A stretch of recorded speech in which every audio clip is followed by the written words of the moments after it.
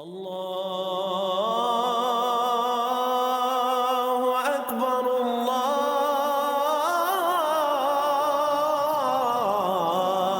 اکبر۔ شیطان کن کو گمراہ کرتا ہے؟ ویسے کئی کیٹیگریز ہیں۔ ایک وہ ہیں کہ جن کا کامل مرشد نہیں ہوتا، جن کا مرشد ولی اللہ نہ ہو، جس کے لیے اللہ تعالیٰ نے فرمایا قرآن پاک میں وَمَن يُضْلِلْ فَلَن تَجِدَ لَهُ وَلِيًّا مُرْشِدًا۔ جسے اللہ گمراہ کرنا چاہے اس کا مرشد ولی نہیں ہوگا، ولی اللہ نہیں ہوگا۔ پیر ہو سکتا ہے، ویسے مطلب ہو سکتا ہے، لیکن ولی اللہ اس کا مرشد نہیں ہوگا۔ ایک تو شیطان ان کو گمراہ کرتا ہے۔ دوسرا کن کو گمراہ کرتا ہے؟ دوسرا ان کو گمراہ کرتا ہے جو اللہ سے اور مرشد سے خالص نہیں ہوتے، جو اللہ سے اور مرشد سے مخلص نہیں ہوتے۔ جب ابلیس نے کہا میں تیرے بندوں کو گمراہ کر دوں گا، تو اللہ نے فرمایا تو جا گمراہ کر، لیکن تیرا بس ان لوگوں پہ نہیں چلے گا جو مجھ سے مخلص ہیں۔ کیوں؟ جو بندہ مخلص ہوتا ہے نا، وہ ذات کے سوا اور کوئی بات نہیں کرتا۔ یعنی میں مثال دیتا ہوں، یعنی کہ اگر کوئی بندہ امام مہدی علیہ السلام کے لشکر میں آتا ہے تو وہ کیا کرے گا؟ وہ امام مہدی کی ذات کے علاوہ کسی اور چیز کا طلبگار نہیں ہوگا۔ امام مہدی کی ذات، امام مہدی کی تعلیم اور امام مہدی کے فیض کا طلبگار ہوگا، ان کے نظر کرم کا طلبگار ہوگا، ان کی محبت کا طلبگار ہوگا۔ یہ ہوگا مخلص۔ اور جو مخلص نہیں ہے وہ کیا کرے گا؟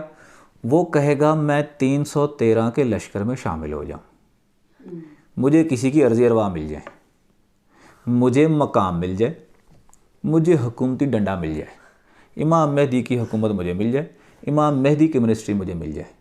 یہ وہ لوگ ہیں جو مخلص نہیں ہیں۔ یہ وہ لوگ ہیں، ان کی اور کیٹیگری کیا ہے؟ ہمیں جنت مل جائے، ہمیں ریاض الجنہ مل جائے، ہمیں 3.5 کروڑ کے لشکر میں ہم شامل ہو جائیں، جس کی وجہ سے ان کے اندر ان گنت خرابیاں پیدا ہو جاتی ہیں۔ ان خرابیوں کی بدولت یہ لوگ خود بھی گمراہ ہوتے ہیں تو دوسروں کو بھی گمراہ کرتے ہیں۔ جو مخلص ہے وہ کیا کرتا ہے؟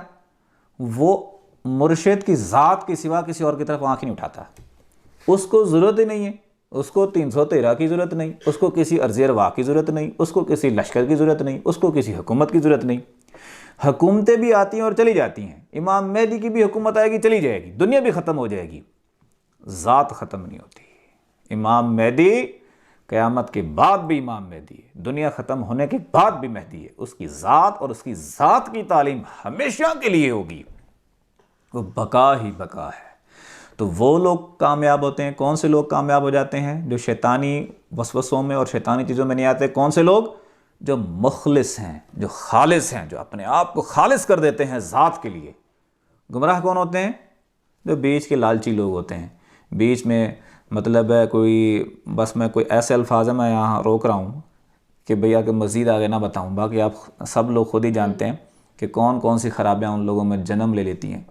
تو وہ ان خرابیوں کی بدولت جو مخلص بندے ہوں نشاندہی کر دینا، تو وہ مخلص بندوں کو کہہ دیتے ہیں کہ تم ٹھیک نہیں ہو، تمہارے اندر نور نہیں ہے، تو ان کے اندر نور پلٹا ہوا ہے، اور جس کی وجہ سے وہ سارے لالچی ہو جاتے ہیں۔ تو اگر آپ چاہتے ہیں کہ شیطان آپ کو بدظن گمراہ نہ کرے تو پھر خالص ہو جائیں ذات کے لیے، خالص ہو جائیں ذات کی تعلیم کے لیے، ذات کے ایمبیشن کے لیے، ذات کے روحانی مشن کے لیے، اس کے علاوہ کسی اور چیز کے طلبگار نہ ہوں۔ یہی حقیقی بادشاہی ہے۔